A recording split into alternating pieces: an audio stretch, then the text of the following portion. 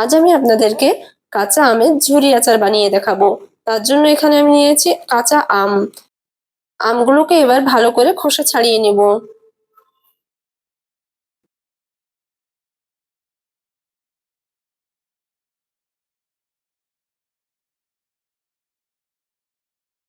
তো খোসাটা ছাড়ানো আমার হয়ে গেছে। এবার আমি আমটাকে কেটে নিব। ভেতরের আঠির অংশটা ফেলে দিব। এবার আমি আমটাকে ভালো করে ধুয়ে নিব।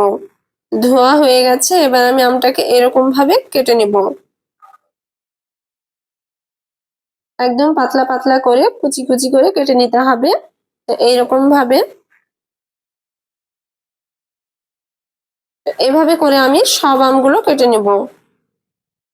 আমগুলো আমার সব কাটা হয়ে গেছে।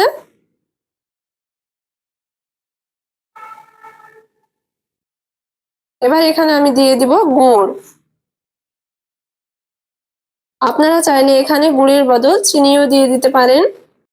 এবার কাঁচা আমের সঙ্গে গুড়টা ভালো করে মিশিয়ে নিব।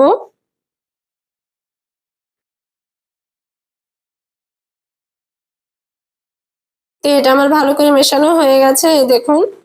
এবার আমি এটাকে আধ ঘন্টা মতো রেস্টে রেখে দিব। আপনারা যদি গুড়ের বদল চিনি দেন সেক্ষেত্রেও আপনাদেরকে 1 ঘন্টা মতো রেস্টে এরকম ভাবে রেখে দিতে হবে।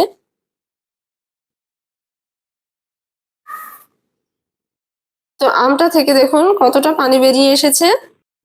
এখানে আমটাও অনেকটা নরম হয়ে গেছে।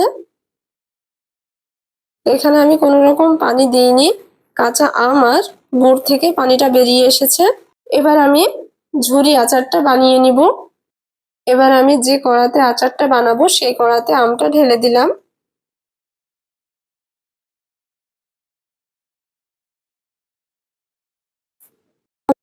গ্যাসের ফ্লেমটা হাইতে রেখে আচারটা বানিয়ে নিতে হবে। নাড়াচাড়া করতে করতে দেখুন আমার আচারটা কেমন ফুটে উঠেছে। এটাকে অনবরত নাড়াচাড়া করতে হবে। আপনারাও বাড়িতে একবার এইভাবে আচার বানিয়ে দেখবেন। এই আচারটা বানানো খুব সহজ, যে কেউ এটা বানিয়ে নিতে পারবে। এবার আমি এখানে একটা মশলা তৈরি করে নিব। এখানে নিয়েছি শুকনো লঙ্কা, তেজপাতা, পাঁচফোড়ন, জিরে।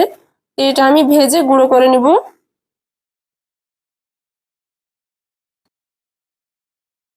এটা আমার গুঁড়ো করা হয়ে গেছে। এটা আমি একটা পাত্রে তুলে নিব।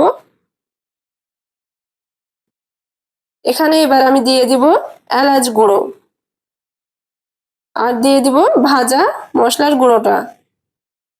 এবার একসঙ্গে ভালো করে মিশিয়ে নিব।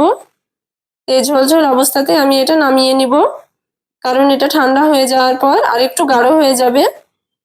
তো এই দেখুন, তো দেখলেন তো কত সহজে বানিয়ে ফেললাম কাঁচা আমের ঝুরি আচার। আপনারাও এই আচারটা বানিয়ে সংরক্ষণ করে রাখতে পারেন। এই আচারটা খেতে দারুণ লাগে, ছোট থেকে বড় সকলেই পছন্দ করবে। এই আচারটা আপনারা রুটি, পরোটা যে কোনো কিছুর সঙ্গেই খেতে পারেন। একবার বানিয়ে আপনারা যদি নরমাল ফ্রিজে রেখে এটা খান, অনেকদিন পর্যন্ত ভালো থাকবে।